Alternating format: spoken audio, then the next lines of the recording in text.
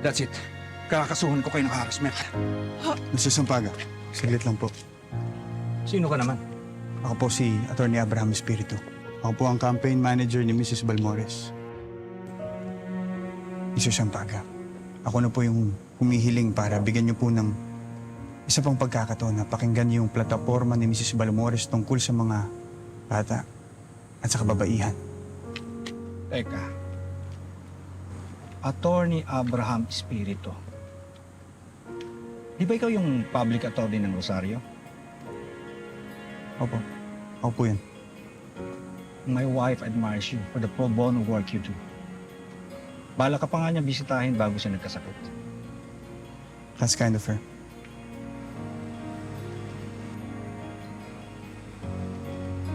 Nakikita kasi niya yung anak namin sa'yo.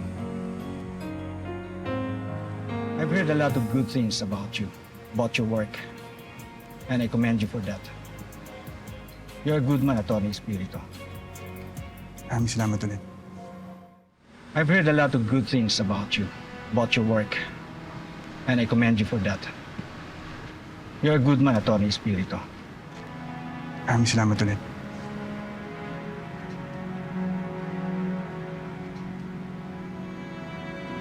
Nasa Pinombra Cafe ako sa Carandon mamayang hapon. I'll give you guys 5 to 5:30 window para kausapin ako. Pag hindi kayo sumipot, huwag niyo na akong gambalain pa. We'll be there. Maraming salamat po. Thank you so much. And one more thing. Hindi ko kakausapin si Miss Balmores kung hindi ka sisipot. Nagkakaintindihan ba tayo? Understood.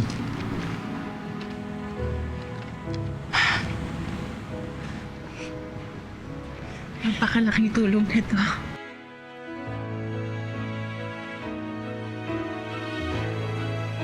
Salamat.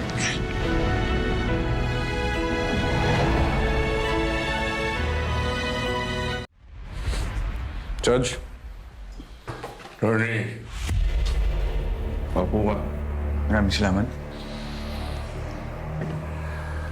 Thank you. Attorney, na nga palang balita dun sa kampo ni Mercy. Nakakita na ba sila ng bagong financier? Problemado pa rin sila pagdating sa pera.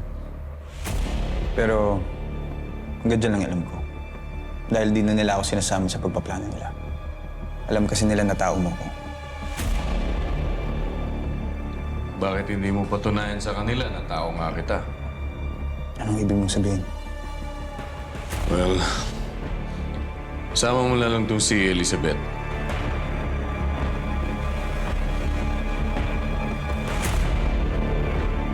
Huwag kayong babalik dito hanggat wala kayong report tungkol dun sa kung ano man ang pinaplano ng anak ko. Dahil nasisigurado ko, mayroon na namang bagong niluluto yan.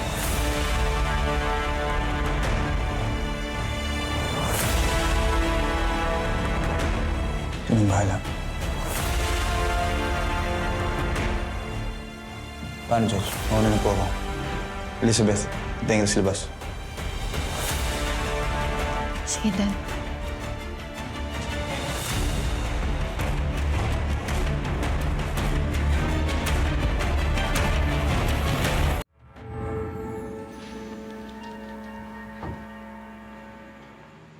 Jane, pwede ka bang makausap saglit?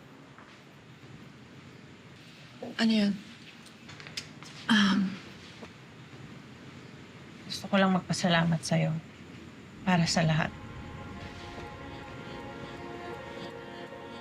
Alam ko hirap ng laban na ginagawa natin. And I appreciate all of it. So, maraming salamat. Wala naman.